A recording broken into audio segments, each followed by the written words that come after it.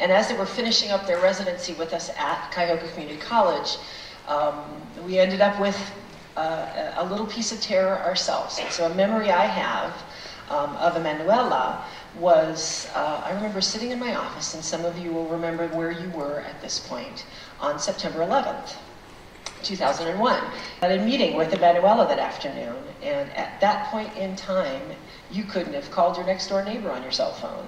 And there was Antonio, who was, I think, in like Australia or New Zealand, off playing somewhere. And there was Emanuela, who was panicked and terror-stricken because she couldn't get a hold of her husband.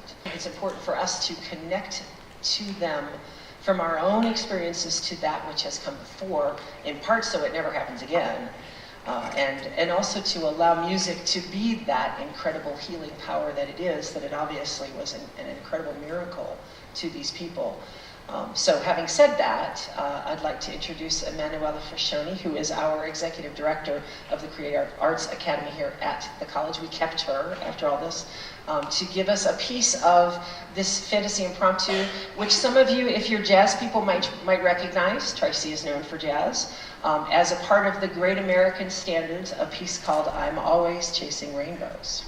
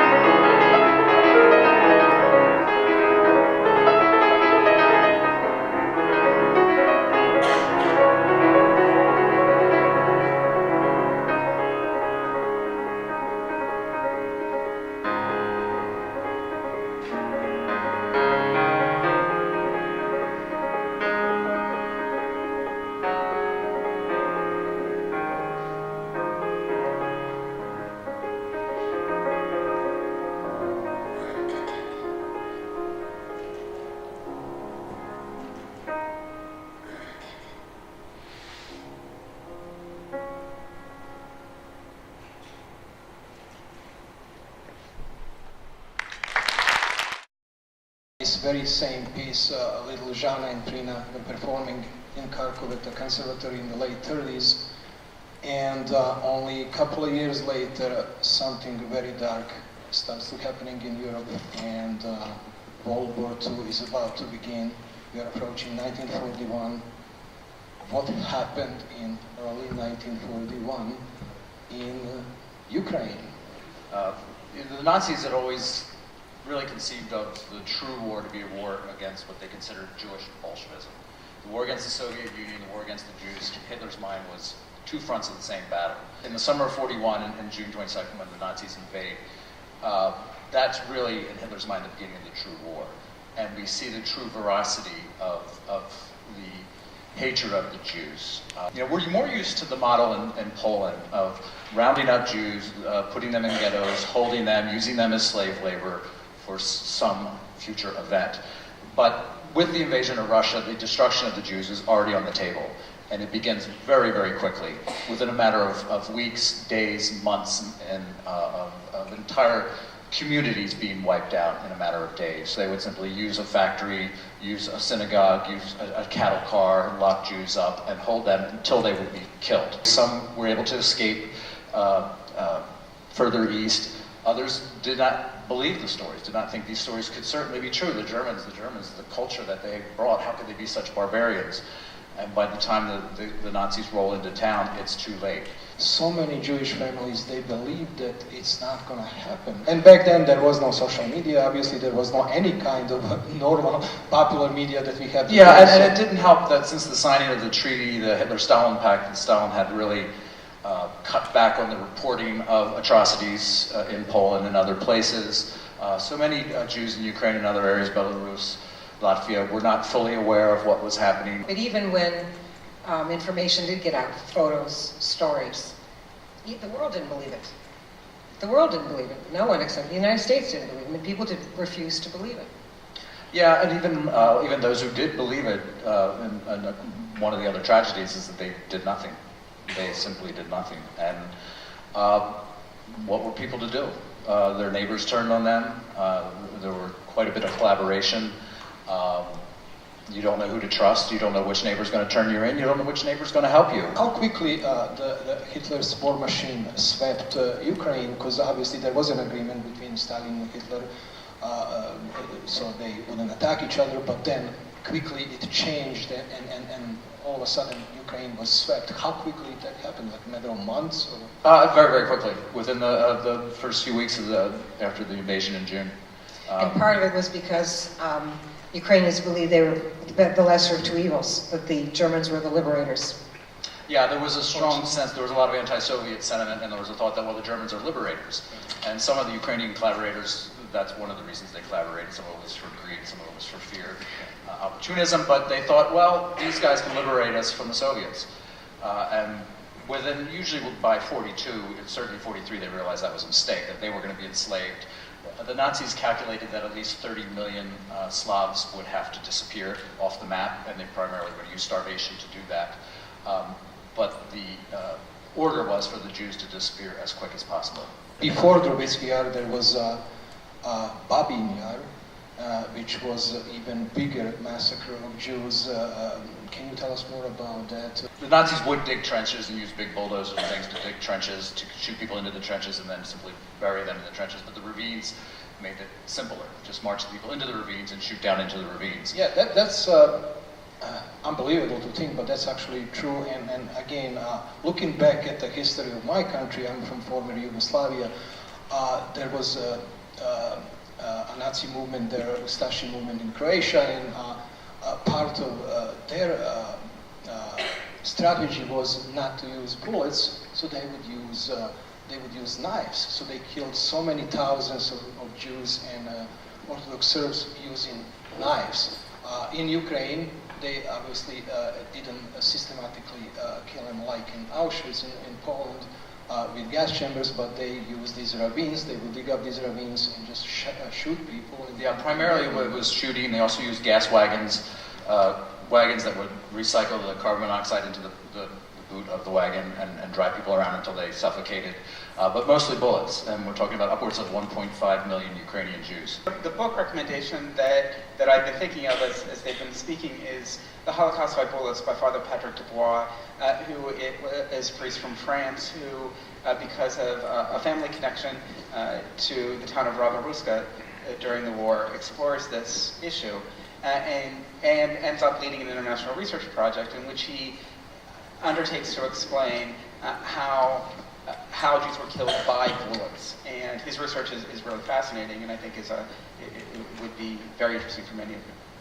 Didn't know much about what happened in Ukraine. I knew exactly what happened in Central Europe and in my country, but again, that's one of those spots in Ukraine because a lot of people are not very well informed what happened there in 1941. And this is the first time after reading the book that I knew about these ravines. And then I did a little bit more research, and then I found that it was probably one of the biggest genocides before this started happening in Auschwitz, in Dachau, and everywhere else in 1942 and throughout the war. Trubetsky are 16,000, I believe it was 16,000 Jews that were marched. I think they were killed in a matter of 2 or 3 days. Greg, what was your research on it?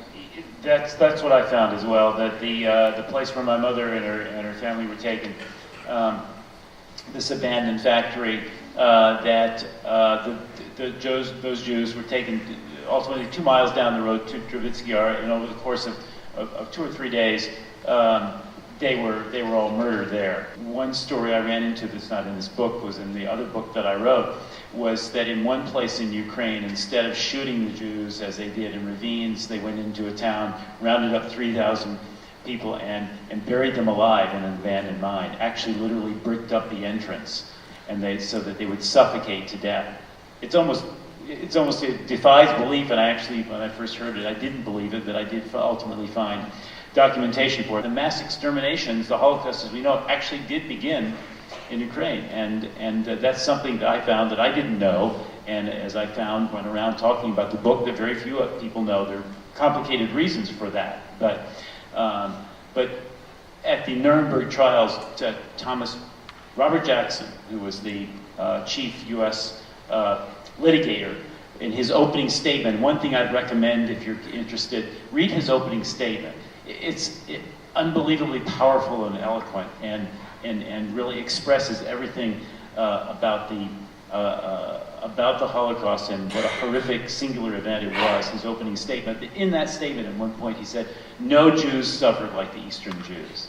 I was horrified to see some black and white photographs that were taken probably by German photojournalists on the spot that showed these people standing by those ravines, fully nude, actually, and it was winter time. It was, by some accounts, it was 20 below zero, and they actually survived walking and standing in nude there probably for hours, maybe all day, till they were executed, which is horrific. And there are actually photographs out there. Obviously, I didn't want to put it up on the screen because it's too graphic, but those are real photographs that exist out there that were taken in late 1941 on those sites. Well, you have me thinking about the Bogancha family, and we're looking at this slide here.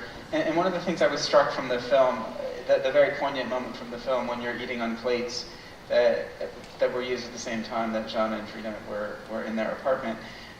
We know that there was a range of actions taken or not taken by the non-Jewish neighbors.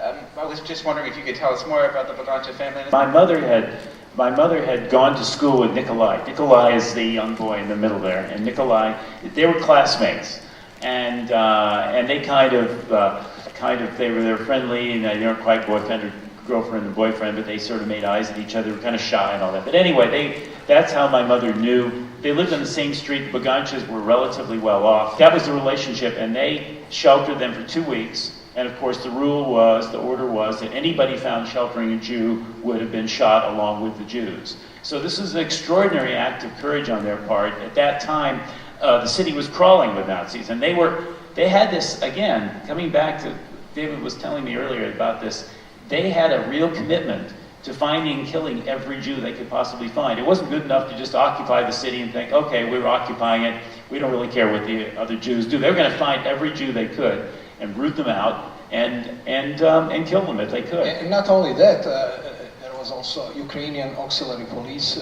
who actually collaborated with Nazis. Yes. So they were helping finding those hidden Jews and finding those who obviously helped them. In your book, you also write that when Zhana escaped from Drobitsky Yar, she walked and walked and walked, and she knocked on some doors, actually even on her street, but people wouldn't open, or even some people would open and tell her to go away. Oh, she was turned away by people that she knew, who she thought were friends, and were friends. But people who had their survival instinct kicked in at that moment, and it's hard to criticize anybody in that situation for that. But she was turned away by everyone except the Buganchas. So the Bugancha family helps sisters escape Kharkov under new identities. So now they become two Russian sisters, Anna and Marina Morozova. And they travel from Kharkov, I believe, through Poltava, and eventually they reach Kremenchuk. The piano tuner actually heard them playing in an orphanage and was amazed and told them, you guys should go to this, join this troupe, but you have to play for Nazi soldiers, you have to entertain Nazis. And that's something that blows my mind, just thinking about that you just escaped the biggest massacre, and you know that your family died there. They knew exactly that they're never going to see them. Now they're coming to this peaceful town, but they have to perform for the same people who actually exterminated their family. How did she explain to you that part of her experience? Well, yeah, and you said it well, and my question to her is, how did you feel about playing for the people who murdered your family? And her first answer, which is that she was following her father's instructions. I don't care what you do, just live. Now she took that quite seriously. And so that was the first thing that went through her mind. And also, she corrected me. She said, I wasn't playing for them. She said, I was playing for my mother and my father, and I was playing for the music, and I was playing for that's who I was playing for. Music is a very personal thing, and you don't want to disassociate yourself with the emotions that can help you to be a better performer. But under those circumstances, that's what just amazes me is even more heroic, is you have to, disassociate. You have to, I'm playing this piece of music. It's unheard of. It's like if you were right in the middle of having a cuddle with somebody and you have to go, wait a minute, I have to think about something else. Then magnify that by the pain that goes behind every memory that goes through there. It's just astonishing. And music not just being a technical art, and I'm going to learn how to put my fingers here and this sort of thing on the piano, but also just a deeply emotional and spiritual thing. I'm just amazed by that. It's something that I think we as Americans aren't strong enough, I think, a lot of times to be able to do that. And yet here is this young person, she and her sister, so young, that are able to do that. That is more fortitude than I think I would ever have. There's a certain obliviousness involved with being 14 at any time, any place. But at 14, you also have this sense that you're indestructible, that you can survive anything. And when you become older and you know that's not true, you become more self-conscious in a situation like that. And I think it would become more difficult. But I do think it helped that she was that age. And if you can survive and adapt, it's probably easier at being that age than being an adult. From 1942, for next 3 years till liberation of Europe, they performed not only in Kremenchuk, but at some point when Germans started losing in Ukraine on Eastern Front, they started retreating towards Berlin, and they actually took them to Berlin. They took entire troop to Berlin, sisters, so they had to even perform there, not only for the Nazis, but also for in those labor camps, for people who were in labor camps. And then liberation of Europe comes... when the Red Army started approaching Berlin, the message was, you don't want to be here when the Red Army comes in. And so you got to get out of town. So they hopped on the train with many, many Germans and went south to Bavaria and got off. And and got off there and ended up in this, one of the many thousands or hundreds of refugee camps. This was at Funkazerna, which is outside, it was near Munich. And just by sheer happenstance that Larry Dawson, my uncle-to-be one day, happened to be the head of the camp.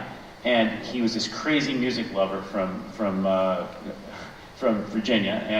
And there were probably hundreds of these camps, I think, throughout Germany. And of course they were in different zones. This was the American zone, I guess. And if she had ended up in any other of the many other refugee camps, I wouldn't be sitting here today, because only Larry Dawson would have been a big enough dreamer and a music lover to have heard these two girls play and decide, I'm going to bring them to America. By the way, there was no quota at the time for Soviet immigrants. He had to sort of sneak them on the boat. But I'm going to take them to America, and I'm going to get them scholarships at the Juilliard. I mean, it's a crazy idea. But before they went on the boat, he organized this concert in 1946, right. April 13, 1946, for the survivors of Dachau. And that was the first time that they performed actually in Free Europe. Yes, it was. And that program is a ridiculously long program. They probably played for a couple hours in there, right? What is that, a couple hours? Oh yeah. Oh yeah. And Larry Dawson designed and ordered that program himself. It's easy for him to do. He didn't have to play it. He just stood over them and made them practice. But I can imagine him going, and what else can you play, dear? You know, what else have you got we can add to this program? Oh, come on, you've got more, I know. Probably, just imagine. Yeah, probably at this point they were obviously much happier, because they completed this journey from the those ravines and throughout Ukraine, and all of a sudden they ended up in Berlin, Free Europe. And how did they decide not to go back to Russia? How did they decide not to go back to Russia? First of all, my mother had decided she was going to go back, because she was a real, she loved Ukraine. She loved her childhood there until the Germans came, but she loved Ukraine and Kharkiv, and she wanted to go back. She planned to go back. And she was actually, the Soviets sent agents out into Europe, in the refugee camps, looking for Soviets to take back to the Soviet Union. As David said earlier, unknowingly, many of them were being taken back either to be shot or to be sent to the Gulag, because Stalin considered any Soviet who was stuck at the end of the war, who was stuck outside the Soviet Union, to somehow be a traitor, even if they were there against their own wishes. Right, and so Europe was a mess at that time, with all these displaced camps and all these former Soviets who didn't want to go back because they knew. So Stalin's order was to literally hunt these people down. So many lied, stated that they weren't Soviet or Ukrainian, or they gave different information so they could get paperwork to be able to come and emigrate to Canada, the United States, and elsewhere.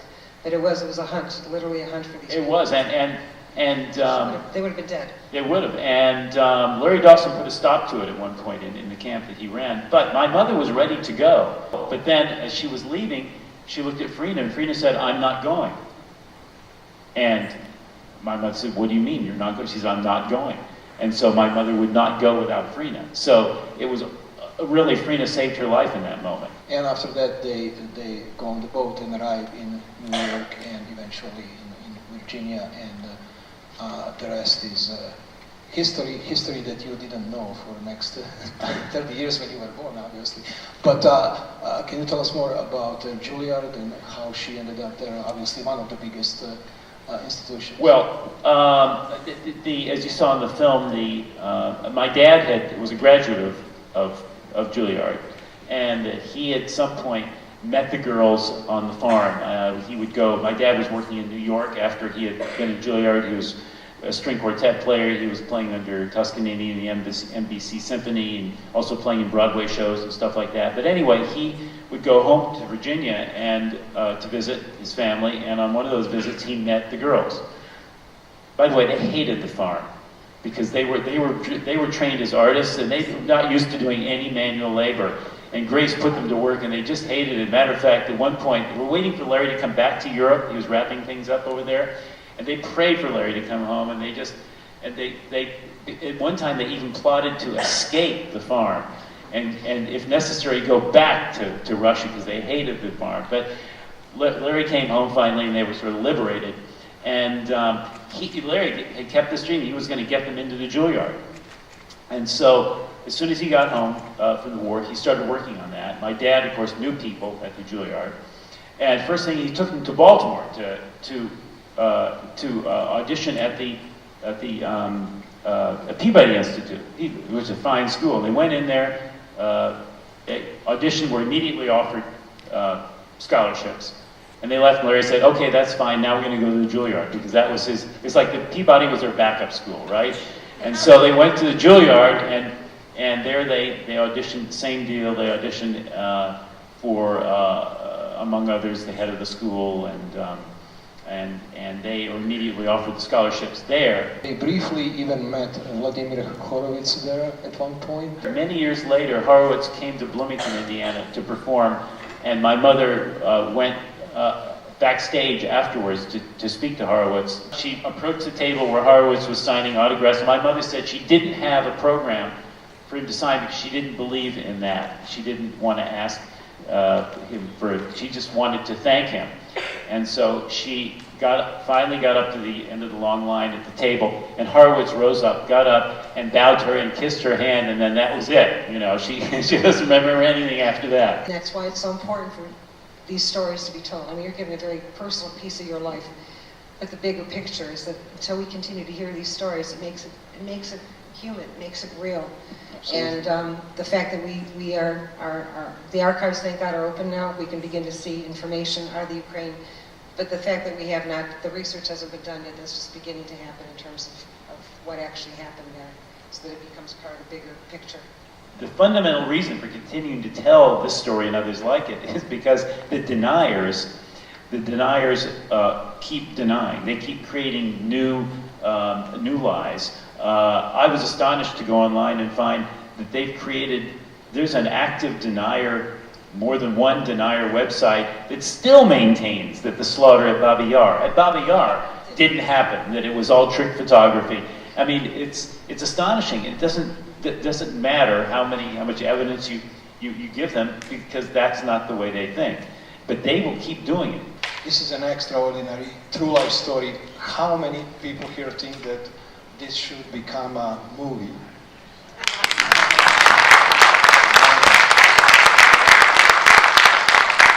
Well, actually, it might become a movie one day. I teach film here at Tri-C, and when I found this book a year ago on Amazon and read it in a couple of days, I immediately thought this should become a movie. And I read some reviews from readers, and they said they would like to see something like this. And in the last 12 months, I actually assembled a team of screenwriters, including my co-writers, Bob Graziosi from Cleveland, and Brian White from Austin, and Greg's wife, Greg Dawson, who's also a writer. So we are adapting this into a screenplay that might become a movie one day. If you want to follow and like us, it's on facebook.com, hiding.movie. At the end, I would like to thank all of you for coming to hear this unbelievable but true life story that was hidden for so many years. I would like to thank all of you on this panel for coming tonight and talking about this subject. Let's all applause for everybody, please. And before you go, I would like to remind you that you have to register to vote and vote this year and use your mind, because like in this story, your life is in your hands. Good night.